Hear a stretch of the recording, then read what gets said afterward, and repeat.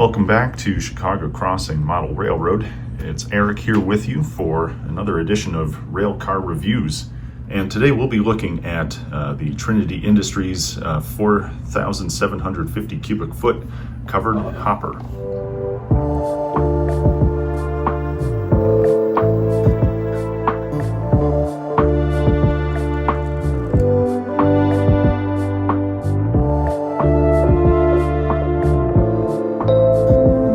So I have to say, as an N-scale person, I've not picked up anything from Tangent before other than wheel sets. And I love Tangent wheels. I put them on all of my rail cars. So if the wheels are anything as good as the models are and vice versa, then this should be a real treat. As a side note, Tangent actually makes these models based off of prototype photos you can actually find on their website. The prototype photo of this particular type of car, which is great. It's sort of a one-stop shop if you actually want to figure out how to weather the thing. This in particular is the GACX Burlington Northern patched car, number 470418, and you can see the model number right there. And the car retails MSRP at $42.95. I picked this up over the holidays back in Chicago at Lombard Hobbies for $33.99, I think it was. So a $34 model. That seems like phenomenal value, particularly if it has the sort of super detailing that we're used to seeing from manufacturers like Scale Trains. So anyway, let's get this thing unboxed and see what we have. All right, so lid comes off and you can see the car. It's got a bit of protective film on the model. We'll roll that back. And yeah, that looks pretty nice. I can already tell that this has a significant number of etched and separately fitted parts and seems quite to scale. So let's go ahead and take this thing out and actually set it down.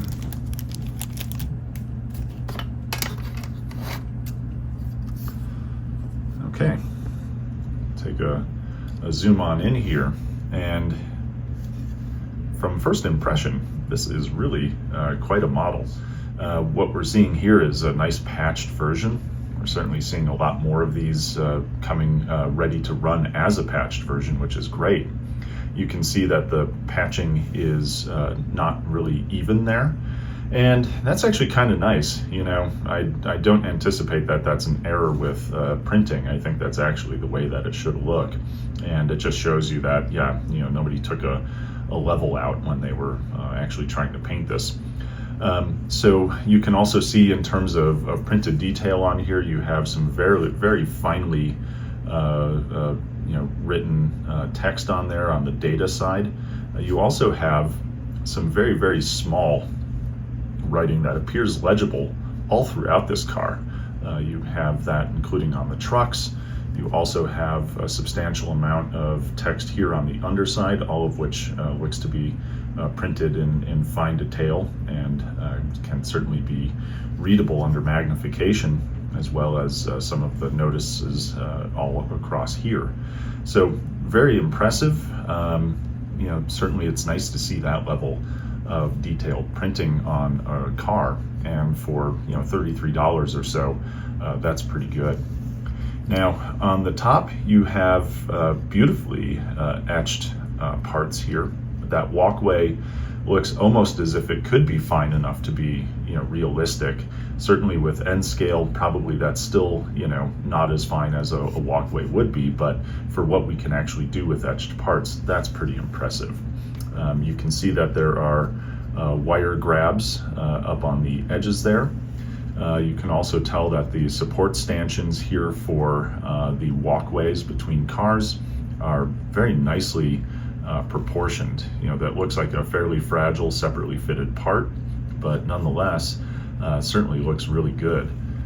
We also have in here various air brake rigging, as well as the hand wheel. You also do have a platform over here.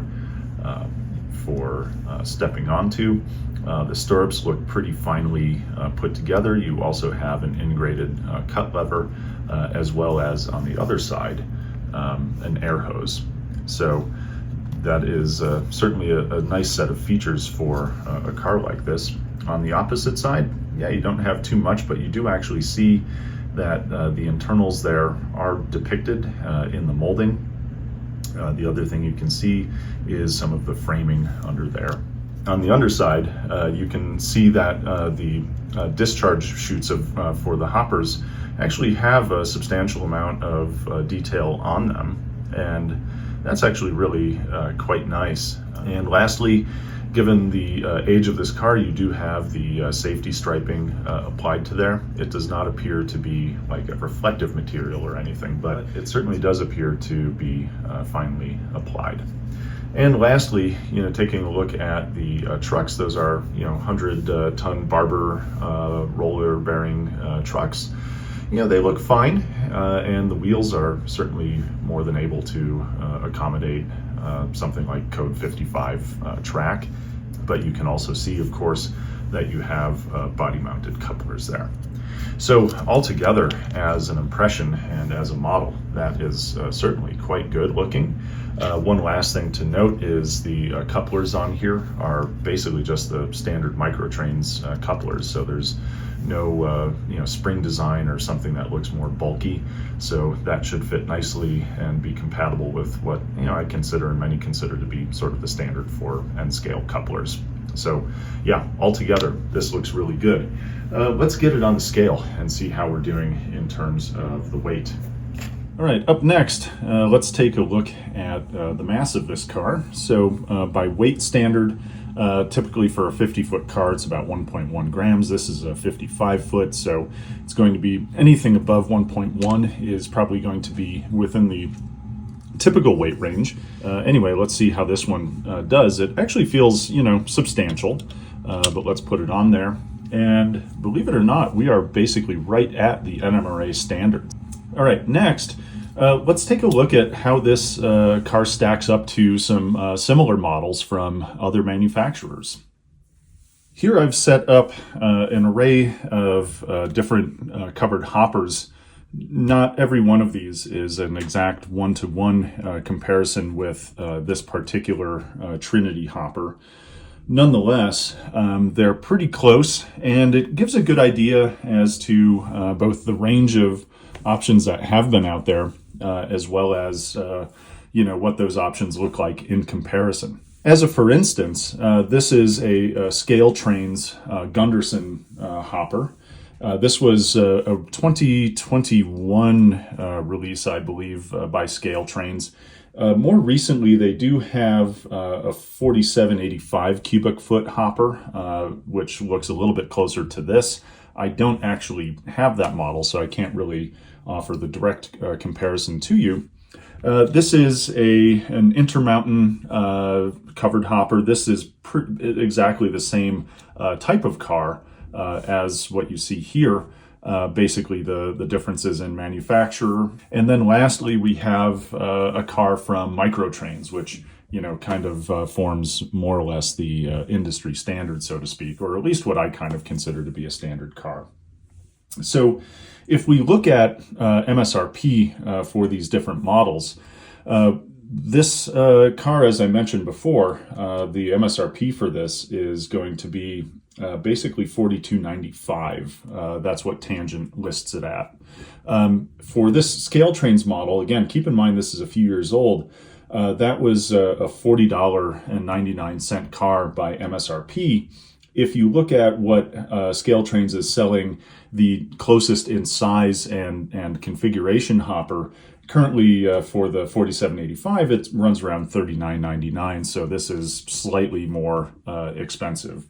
Now, this Intermountain car, you can find these still at Intermountain, and their MSRP for that is $29.95.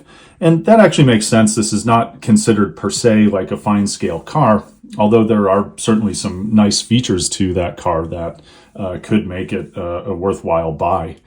And then lastly here, the Microtrains car, This is not in stock anymore, and I didn't see any recent releases of this type of 3-bay hopper, but historically they've retailed somewhere between around $22 to maybe up to an absolute maximum of $30 for a weathered model or something like that. So what's the difference between these?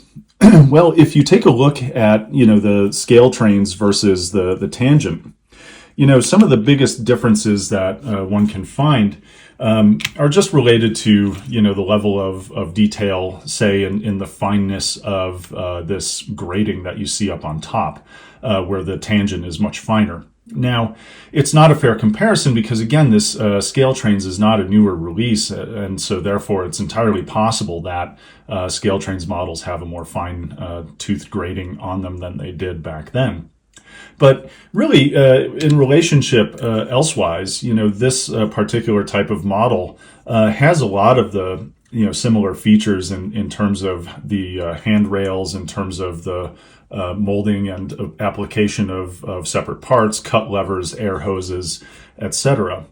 I would say the big difference here is in couplers. I'm usually desire the microtrains couplers more than the specific scale trains couplers, which are quite bulky.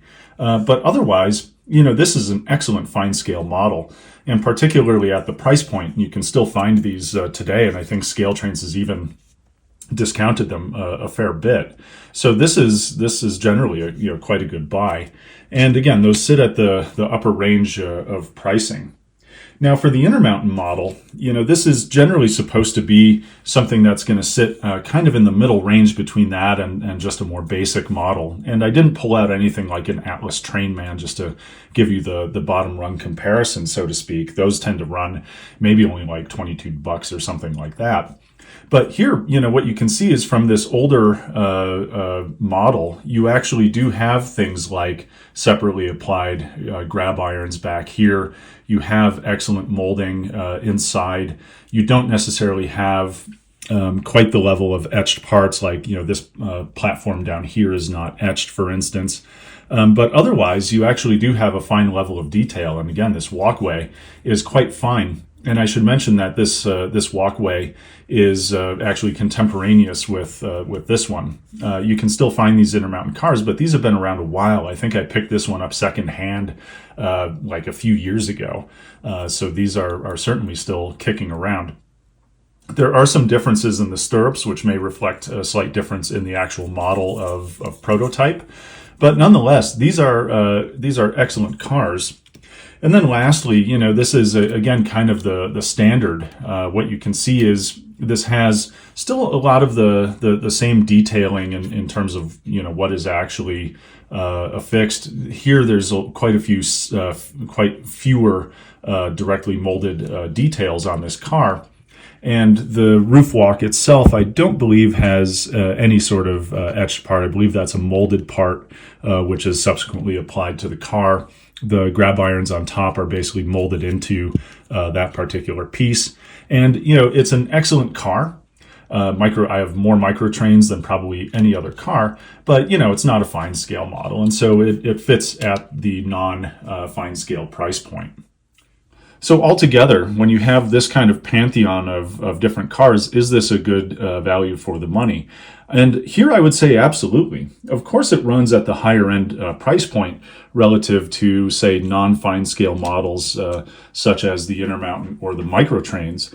It falls more in the class with scale trains. But, at the same time, they're both, for the price points, I think that these are both very good values for that money, particularly when you think about what it is to, say, have an overpriced intermediate level car or something like that.